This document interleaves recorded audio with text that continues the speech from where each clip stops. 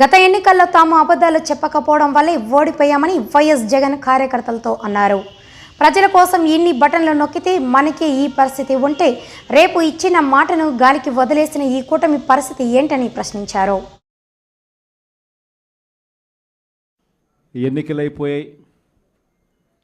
దాదాపుగా 9 నెలలు కళ్ళు మూసుకొని కళ్ళు తెరిచేసరికి అప్పుడే 9 నెలలు గడిచిపోయింది. నిజంగా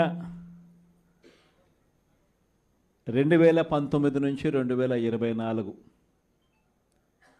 మన ప్రభుత్వం ఉన్నప్పుడు, అంటే వైఎస్ఆర్సిపి జగన్ 1 పరిపాలన ఉన్నప్పుడు మనమంతా కూడా ఆ 5 ఏళ్ళు చరిత్రలో ఎప్పుడు చూడని విధంగా, ఇంతకుముందు ఎప్పుడైనా ఇది సాధ్యమేనా అని అనుకునే పరిస్థితి నుంచి కాదు, లేదు, ఇది సాధ్యం అవుతుంది అని చెప్పి చరిత్ర మార్చిన పాలన చూపించగలిగిన పాలన ఎక్కడైనా జరిగింది అని అంటే అది వైఎస్ఆర్ కాంగ్రెస్ పార్టీ పాలనలోనే మాత్రమే జరిగిందని చెప్తాను. ఈరోజు పరిస్థితి ఏమిటి అని చెప్పి ఒక్కసారి చూస్తే, నేను చెప్పిన ప్రతి అంశంలో కూడా ఒకవైపున సూపర్ 6 గాలికి ఎగిరిపోయింది, సూపర్ 7 గాలికి ఎగిరిపోయింది, ఎన్నికలప్పుడు చెప్పిన మేనిఫెస్టో చెత్తబుట్టలోకి వెళ్ళిపోయింది, ప్రజలకు ఇచ్చిన మాటలు మోసాలుగా తేలిపోయాయి. మరోవైపున వ్యవస్థలన్నీ కూడా, ఇప్పుడు నేను చెప్పిన వ్యవస్థలన్నీ కూడా విద్య, వైద్యం, వ్యవసాయం, గవర్నెన్స్, అన్ని వ్యవస్థలు కూడా తిరోగమనంలో కనిపిస్తూ ఉన్నాయి. కేవలం ఒకే ఒక వ్యక్తి మారాడు, ముఖ్యమంత్రి. ఒకే ఒక పార్టీ మారింది, వైఎస్ఆర్సీపీ పక్కకు పోయి టీడీపీ వచ్చింది. తేడా అంతే. ప్రతి వ్యవస్థ తిరోగమనం, ప్రజలకు అంతవరకు అందుతూ ఉన్న ప్రతి పథకం రద్దు, వీళ్ళు చేస్తామన్న ప్రతి పథకము మోసం, అబద్ధం. కేవలం 9 నెలల కాలంలోనే ఇవన్నీ మన కళ్ళ ఎదుటే ఇవాళ కనిపిస్తూ ఉన్న పరిస్థితులు. నేను అందుకనే చెప్తా ఉన్నా, ఈరోజు ఓడిపోయినా కూడా చెప్తా ఉన్నా, మనకి ఇంతకుముందు 50% ఓట్ షేర్ వచ్చింది. ఈ ఎన్నికలు అయిపోయేసరికి మన ఓట్ షేర్ 40%. ఒక 10% ఓట్ షేర్ మనకు రావాల్సింది రాకుండా పోయింది. కారణం, ఆ రోజు కేవలం మీ జగన్ అబద్ధాలు చెప్పలేకపోయాడు, అదొక్కటే కారణం. కానీ నేను చెప్తా ఉన్నా, మీ జగన్ అబద్ధాలు చెప్పలేకపోయాడు కాబట్టి అధికారానికి మనం దూరం అయ్యాం.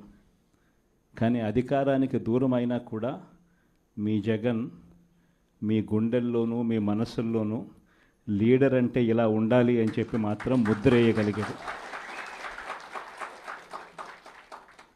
కారణం ఏమిటంటే, రాజకీయాల్లో ఉన్నప్పుడు విలువలు ఉండాలి.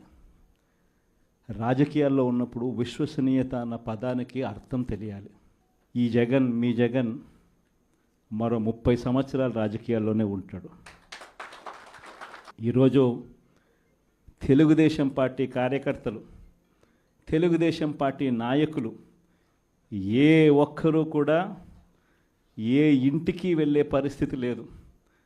వీళ్ళు గన ఇళ్ళకు పోవడం మొదలు పెడితే, వీళ్ళు గన ప్రజల్లో తిరగడం మొదలు పెడితే ఏమవుతుంది?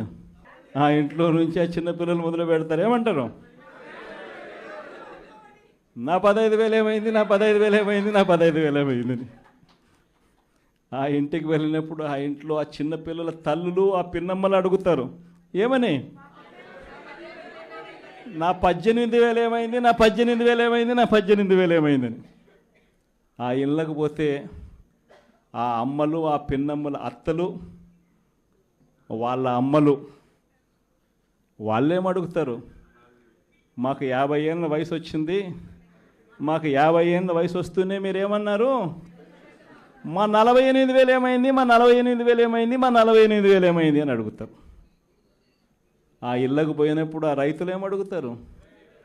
మా 20,000 ఏమైంది, మా 20,000 ఏమైంది, మా 20,000 ఏమైంది అని అడుగుతారు. ఆ ఇళ్ళల్లో నుంచి ఆ 20 ఏళ్ళ పిల్లాడు ఉద్యోగం వెతుకుతా ఉన్న ఆ 20 ఏళ్ళ పిల్లాడు ఏమంటాడు? నా 36,000 ఏమైంది, నా 36,000 ఏమైంది, నా 36,000 ఏమైంది అని. ఇలా చంద్రబాబు నాయుడు గారిని, ఆయన కూటమిని, ఆయన నాయకులను, ఆయన కార్యకర్తలను ఏ ఒక్కరూ కూడా ఇళ్ళకు వెళ్ళి, గ్రామాలకు వెళ్ళి, ఇళ్ళకు వెళ్ళి ఎవరిని కూడా వీళ్ళు కనీసం పలకరించే పరిస్థితి కూడా లేదు. పలకరిస్తే వీళ్ళే అన్నారు, మేము సూపర్ 6 ఇవ్వలేకపోతే, సూపర్ 7 ఇవ్వలేకపోతే ఏమన్నారు? కాలర్ పట్టుకోమని మీరే అడిగారు కదయ్యా, మీరే చెప్పారు కదయ్యా. చెప్పడమే కాకుండా బాండ్లు కూడా ఇచ్చారు. ఇదిగో బాండు, రాసుకో బాండు, ఇదిగో మీ దగ్గర పెట్టుకోండి అని బాండ్లు కూడా ఇచ్చినారు. బాబు షూరిటీ, భవిష్యత్ గ్యారంటీ అని కూడా బాండ్ ఇచ్చినారు. మరి ఈరోజు ఏంది? బాబు షూరిటీ, మోసం గ్యారంటీ అని చెప్పి రుజువైంది అని ఈరోజు కాలర్ పట్టుకునే పరిస్థితిలోకి ప్రజలు ఇప్పుడే ప్రశ్నించడం మొదలుపెట్టారు. ఈ ప్రశ్నించే పరిస్థితి నుంచి ఇక నెక్స్ట్ కాలర్ పట్టుకునే పరిస్థితిలోకి పోవడం అన్నది ఇక త్వరలోనే జరగబోయే కార్యక్రమం.